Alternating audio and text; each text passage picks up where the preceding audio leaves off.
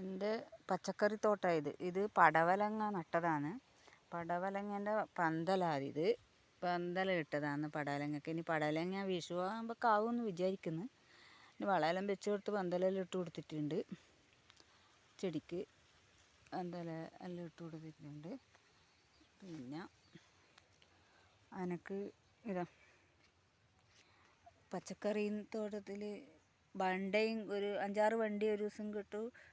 കുറച്ചൊരു പിടി പയറും കിട്ടും. അങ്ങനെ 2 ദിവസം കൂടുമ്പോൾ എനിക്ക് വറുക്കാനുണ്ടാവും. അങ്ങനെയുള്ളൊരു പച്ചക്കറികൾ കുറേയൊന്നും എടുത്തിട്ടില്ല. ഭയങ്കര പുല്ലാണ് ഇവിടെ. കണ്ട പുല്ലിൻ്റെ കളിയാണ്.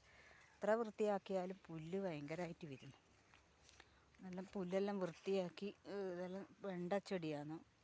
വെണ്ടച്ചെടി, കുമ്പളങ്ങ ഇങ്ങനെ പടർന്നു പോയിട്ടുണ്ട്. താലോരിക്കുണ്ട്.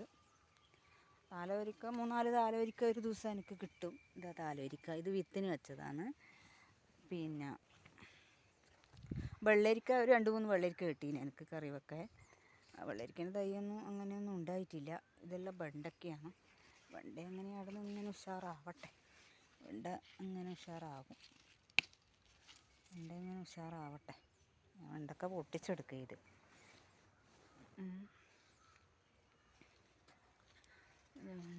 വെണ്ടയാണ്. വെണ്ടയുണ്ട്, കുമ്പളങ്ങയുണ്ട്, പയറുണ്ട്. പയറും നട്ടിരിക്കുകയാണ്. ഇതിൻ്റെ അകത്ത് പയറുണ്ട്. കുമ്പളങ്ങ പക്ഷെ ഒന്നും കാണുന്നില്ല. കുമ്പളങ്ങേൻ്റെ ചെറിയ തൈ ഇങ്ങനെ ചെറിയ ഇലയും തണ്ടും എല്ലാം മുറിച്ചു കൊണ്ട് പോകുന്നു. എന്ത് ജീവിയാണെന്നറിയില്ല. അതുകൊണ്ട് അതൊരു വലിയ കഷ്ടമുണ്ട്. വെണ്ടക്ക ഉണ്ടോ? നല്ല വെണ്ടക്കയെല്ലാം നല്ല വെണ്ടയ്ക്ക. ഇതെല്ലാം വിത്തിന് വെച്ച വെണ്ടയ്ക്കയാണ് കേട്ടോ. വിത്തിന് വെച്ചിട്ടുള്ള വെണ്ടയ്ക്കയാണ് ഉണ്ട്. ഈ വീഡിയോ ഇഷ്ടമായ എല്ലാം ലൈക്ക് ചെയ്യുക, ഷെയർ ചെയ്യുക, സബ്സ്ക്രൈബ് ചെയ്യുക. Okay, bye.